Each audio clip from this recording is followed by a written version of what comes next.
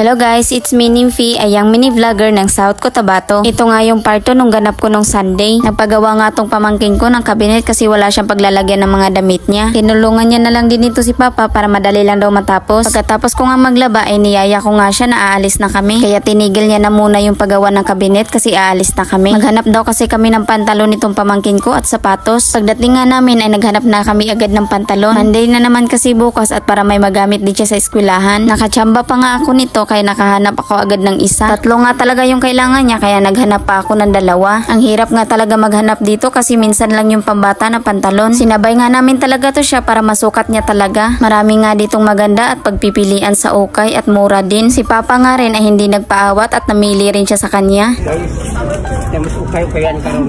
So guys, nadami sa ukay-ukayan karon.